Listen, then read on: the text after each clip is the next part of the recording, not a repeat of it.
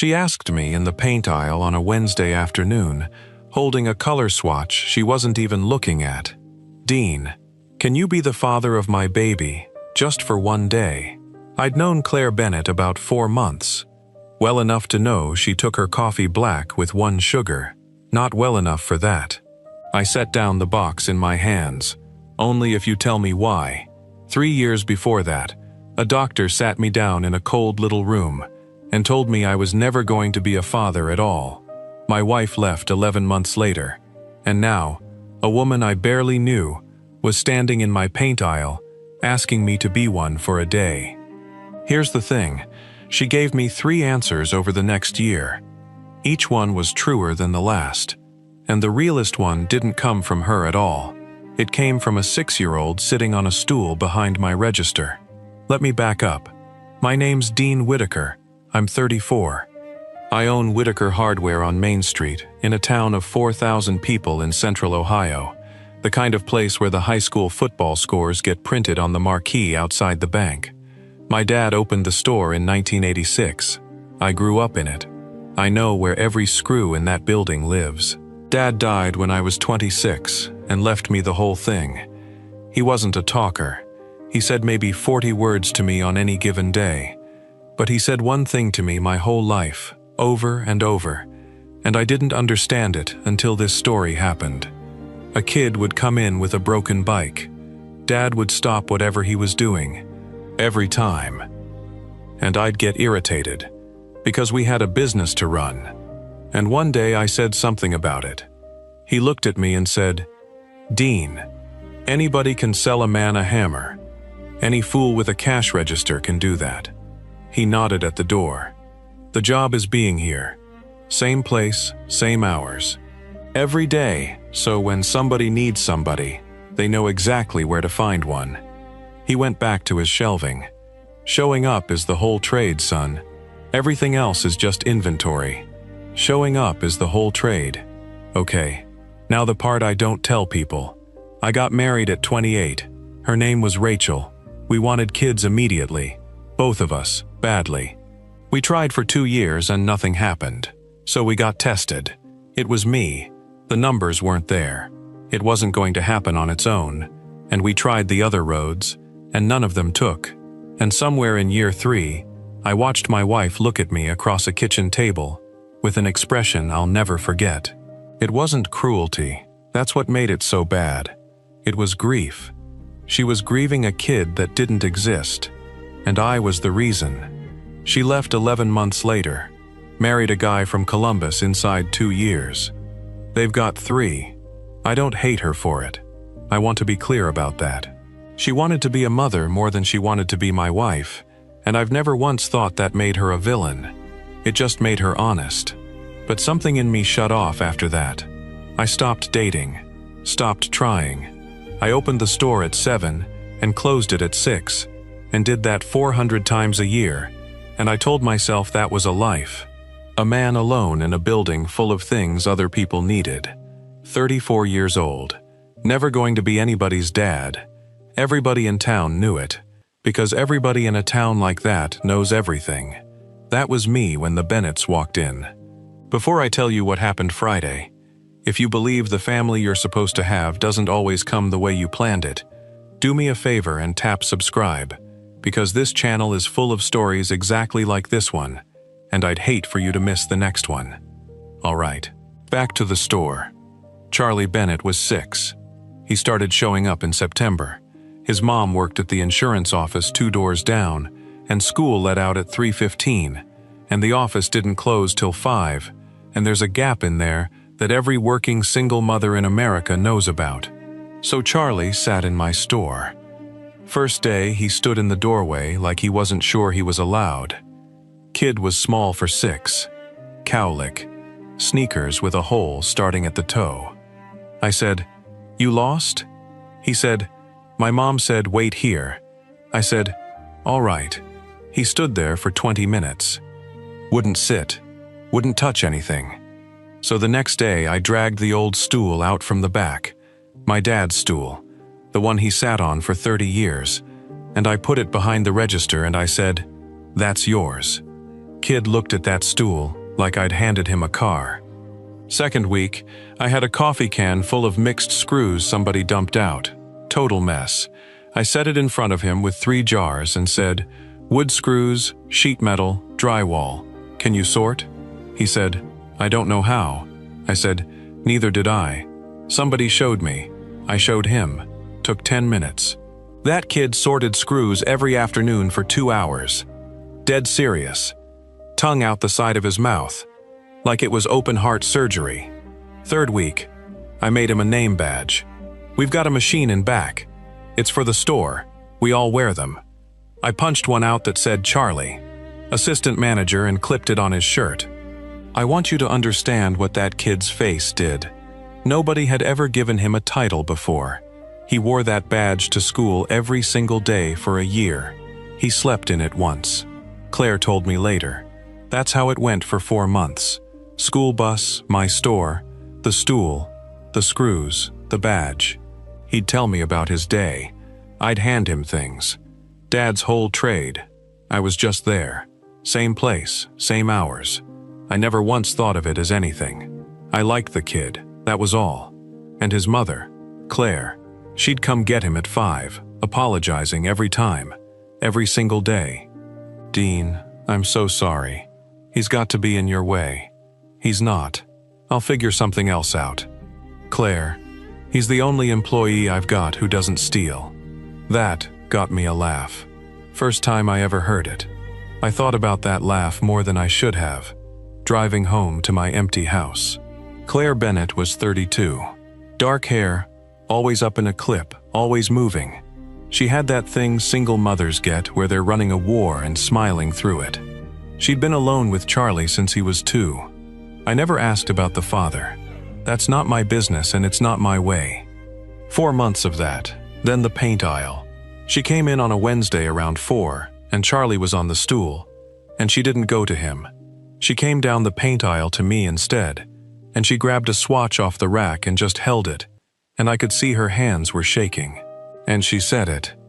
"Only if you tell me why," I said. She let out a breath. Charlie's school, Friday morning. They do a thing called donuts with Dad. And, man, I knew exactly what that was. If you didn't grow up with it, it's a real thing. American elementary schools do it. Dads come in at 7:30 in the morning, sit at the little tables in the little chairs, eat a donut with their kid, and go to work. I was that kid once. I want you to know that. My dad had a store to open at 7, and Donuts with Dad was at 7:30, and he came anyway. Both years. Closed the store, lost the morning, sat in a chair built for a first grader, and ate a donut with me. Showing up is the whole trade. "He's the only one," Claire said. Her voice went to nothing. 22 kids in that class. Every single one of them has somebody. A dad, a grandpa, an uncle, a stepdad, somebody. And Charlie's got nobody, and he's got to sit there, and I can't. She stopped, pressed the swatch to her mouth. "I've got no father. I've got no brother. My dad's gone. There's no man in that boy's life except..." She stopped again. "Except me," I said. She nodded. And that was answer number 1. I said yes. Obviously, I said yes. But I want to tell you what it felt like, because you can't see it from outside. I'm a man who was told he'd never be a father. That's a sentence you carry. It sits on you at 3 in the morning. And a woman just walked down my paint aisle and asked me to be one for a morning. You know what I felt? Not sad. Not weird about it. Grateful. Like somebody handed me a glass of water, and I hadn't known I was thirsty for 3 years. "Friday at 7:30, I said. "I'll close the store." "Dean, you can't close the store." "Claire," I said. "My dad closed the store." Friday morning, I put on a clean shirt, and I sat in a chair built for a 6-year-old, with my knees around my ears, and I ate a chocolate donut off a paper napkin. And here's where the second answer showed up. Because it hit me about 4 minutes in that something was wrong. The other kids knew me. Not knew me, they knew about me. Kid at the next table looks at me and goes, "Are you Charlie's dad from the hardware store?" I said, "I'm Dean." He says, "Charlie says you have a machine that makes name tags." And another kid goes, "Charlie says you let him use the box cutter," which I did not. Correction issued. But then a little girl says, "Charlie said his dad was gonna come. He said it a bunch." Everybody said he was lying. And I looked over at Charlie Bennett, 6 years old, name badge on his shirt, sitting up so straight his back wasn't touching the chair, face absolutely glowing, owning that room, and I got it. That kid had been talking about me for months, not making up a dad, not inventing some fake astronaut father like kids do.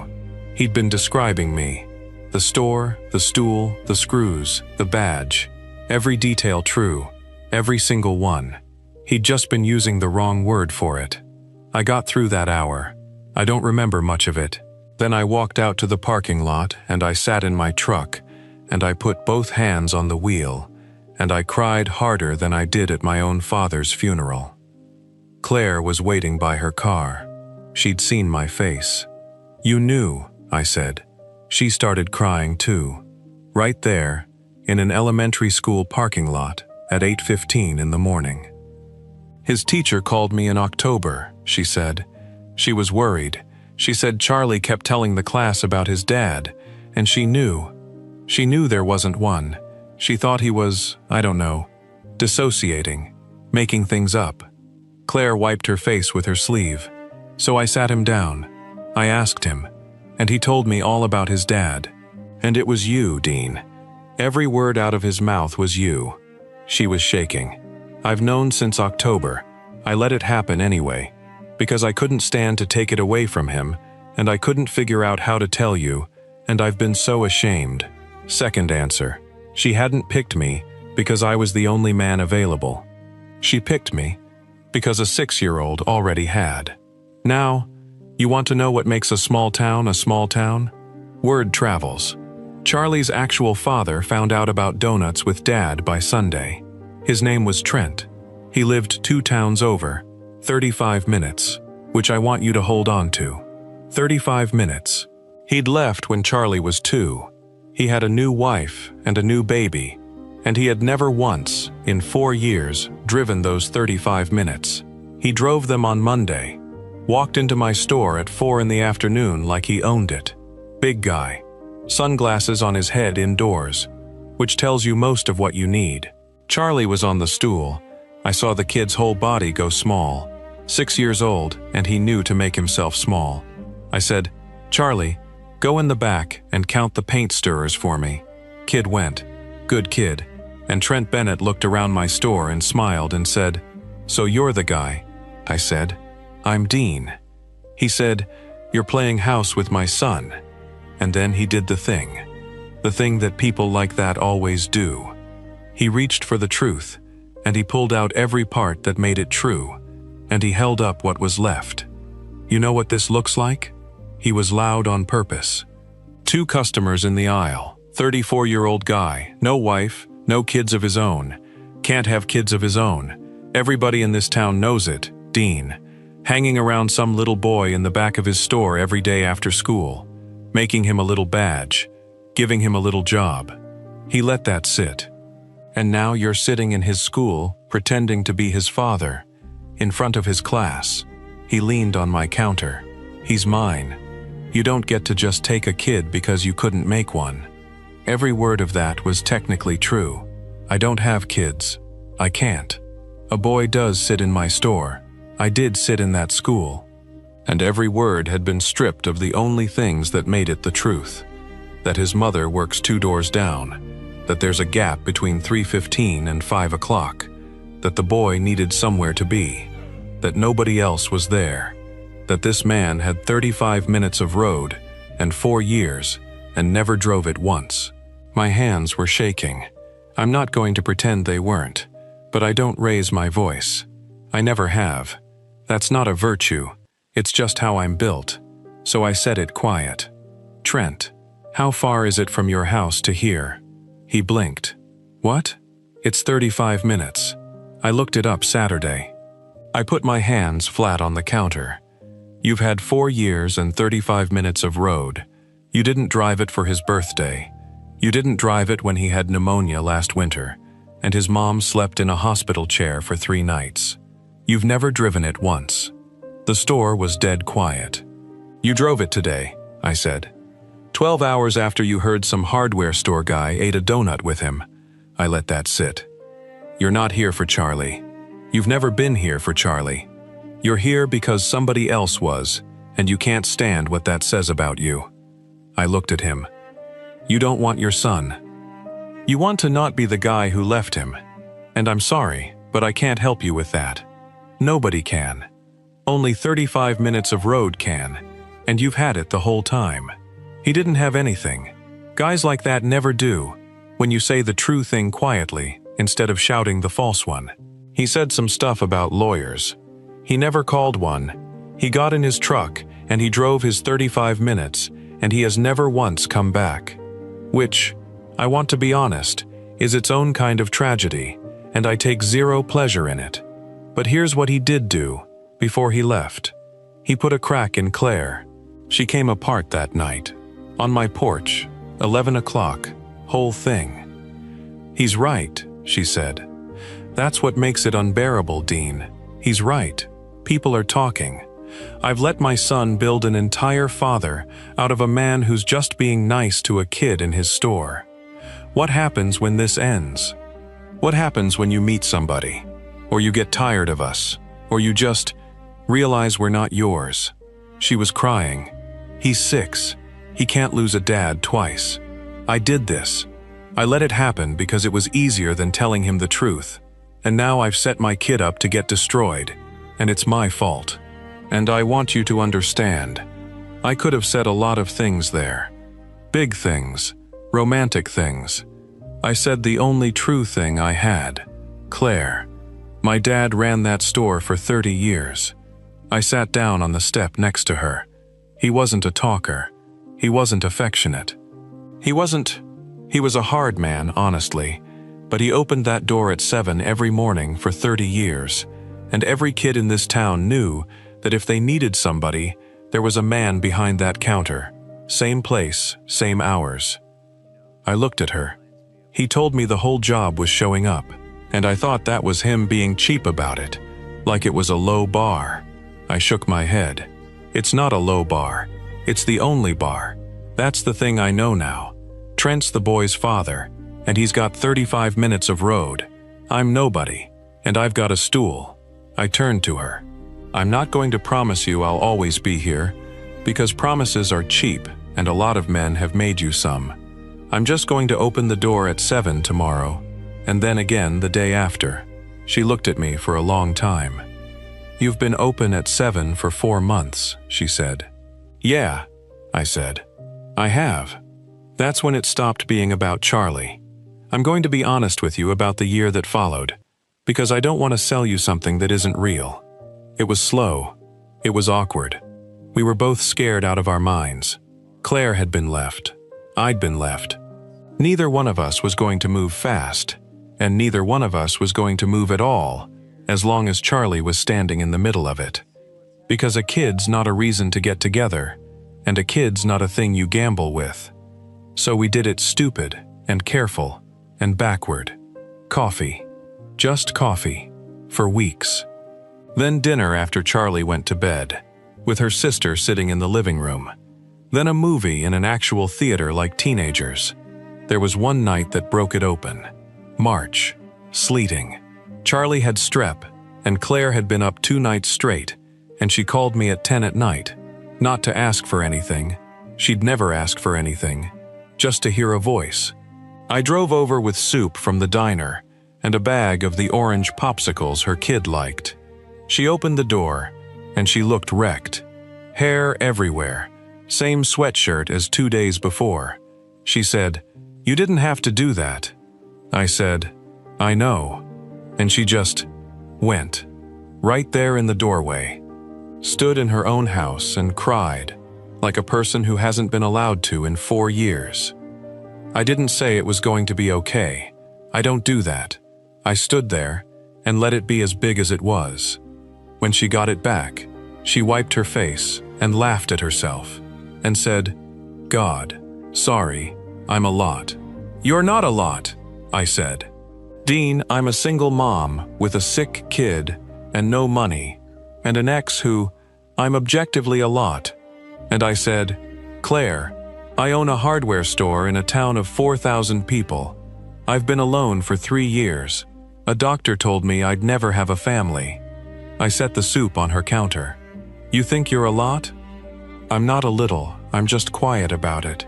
She stared at me. "I'm not here because you're easy," I said. "I'm here because it's 10 o'clock and you called." That was the first night I kissed her. In a kitchen, at 10:30 at night, both of us exhausted, kid coughing down the hall, sleet coming down outside. Zero romance, zero candles. Best 30 seconds of my life to that point.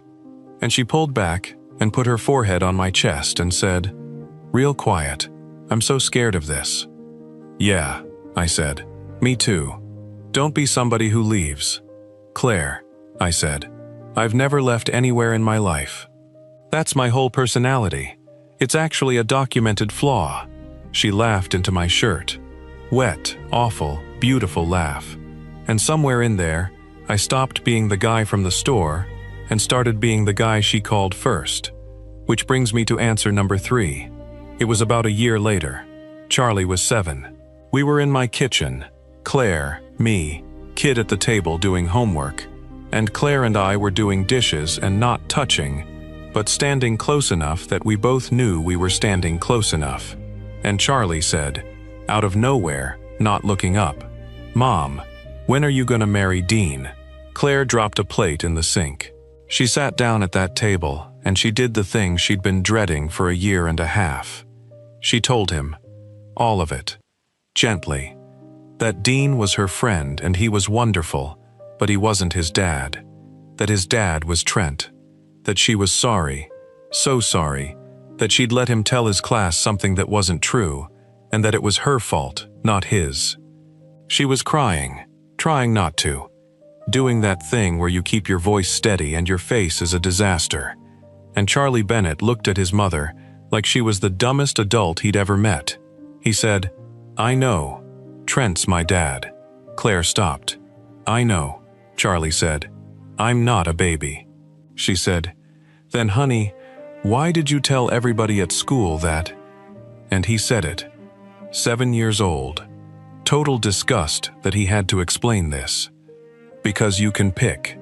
Claire said, "Charlie, you can't pick a dad." And that kid looked right at me, across the kitchen, with a pencil in his hand. He said, "Why not? He picked me first." I had to leave the room. I stood in my own hallway with my hand over my mouth, like I was hiding from somebody, and my whole life reorganized itself around one sentence out of a 7-year-old. He hadn't been lying to his class. Not once, not ever. He'd been choosing, out loud, every day for months, to anybody who'd listen. He'd looked at a man who had nothing and no one, who'd been told he'd never be a father, who just opened a door at 7 every morning, and a 6-year-old boy had walked in, sat down on a stool, and picked him. Third answer, and it didn't come from Claire at all. Claire and I got married the next fall. Backyard, 40 people. Her sister cried through the whole thing.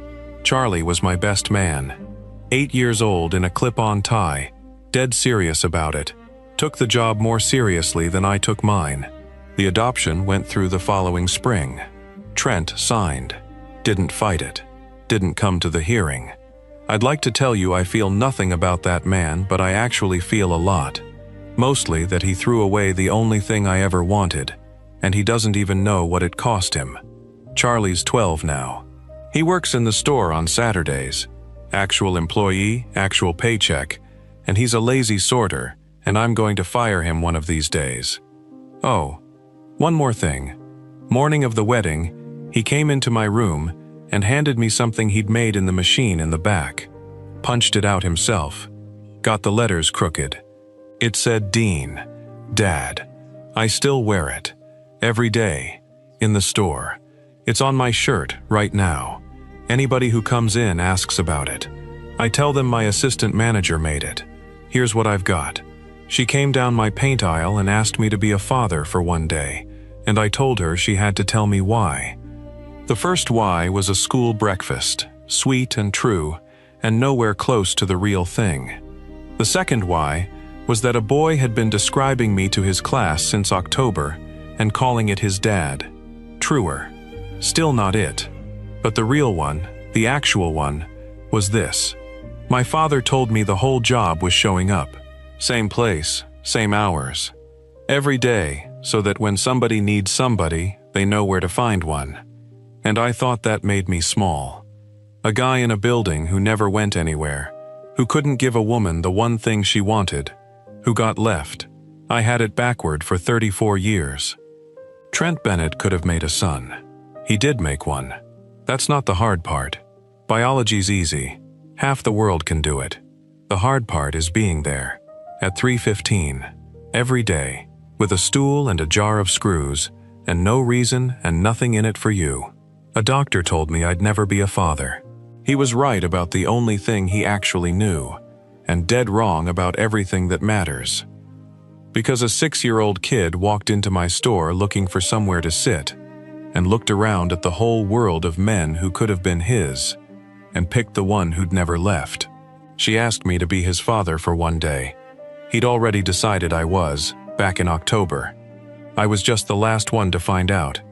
If somebody ever picked you, a kid, a stranger, anybody, at a point in your life when you'd decided you weren't worth picking, I want to hear about it. Tell me down in the comments, and tell me where in the world you're watching from tonight. I read every single one, and it gets me every time, seeing how far these stories travel. Somebody wrote in last week from a night shift, said they read the comments on their break, just to feel like somebody was around. If that's you tonight, I'm glad you're here. And be straight with me before you go. If a woman you barely knew had asked you that in your own store, would you have said yes like I did? Or would you have said no and gone home, and never once known what you turned down? There's no wrong answer. There's just the one you'd have to sit with. If this one got you, do me a small favor. Tap that like button so it finds the next person who needs it. Hit subscribe and turn on the bell, because I'm here every single week with a brand new story about the kind of family that doesn't show up the way you planned it. Open the door at 7. That's all any of us can do.